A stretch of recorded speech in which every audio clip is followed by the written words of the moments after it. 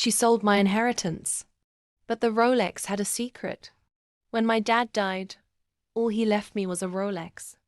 Not money, not property, just a gold watch he wore every day. That watch was everything to me, until my mother sold it to fund my stepbrother's tech dream. 3 days later, the pawn shop owner called me, and what he said changed everything. I was 17 when my father died. Heart attack in his sleep. He was my best friend, my protector, my only parent who gave a damn. Mom had checked out long before that. Emotionally distant. Cold. The kind of woman who hugged you like it was a chore. At the funeral, she handed me a small box. No words, just a glare. Inside, his Rolex. Engraved beneath it were the words, "For my girl, when the world turns on you, this will turn everything back." I wore it every day like a shield until she remarried. Enter Brad, the new husband, and his genius son Kyle, who couldn't code to save his life, but had the next big app idea. One day I came home, and the watch was gone. Mom didn't even flinch. "It's just a watch." I sold it. Kyle needed capital. My heart shattered.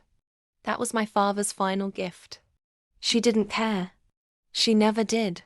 But 3 days later, I got a call. It was the pawn shop owner. "Miss, I need you to come down here. There's something about that Rolex." I rushed there, thinking maybe I could buy it back. But he pulled me into the back room and held up the watch. I opened it up to verify authenticity. Look what I found. Inside the watch, hidden behind the mechanism, was a micro SD card, wrapped in a tiny folded note. The note read, "If you're reading this, I'm probably gone. This card contains encrypted files, proof of embezzlement, offshore accounts, and stock manipulation I uncovered from my old firm. If your mother or anyone touches this watch, don't trust them. This is your power now." I hired a discreet forensic analyst. We decrypted everything. Turns out, Mom and her new husband were deeply involved in Dad's mysterious work scandal before he died. He'd been silenced. The files contained enough to launch an investigation. And I didn't just go to the police, I went to the press. Front page news. CEO and wife linked to corporate fraud in $80 million scandal. Their assets? Frozen. Kyle's startup? Shut down before it could launch. Their faces?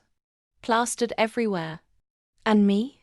Well, I bought the pawn shop, renovated it, framed the Rolex and placed it in a glass case with the words, "For my girl, this turned everything back." A month later, I received a letter from my dad's lawyer. Dad had changed his will 2 weeks before his death. He left everything to me, but Mom forged the documents to redirect it. Now that she was under investigation, the real will kicked in. The house, the accounts, the company shares, all mine. If you love cold revenge, insane plot twists, and poetic justice, subscribe now. Because, darling, this is just the beginning.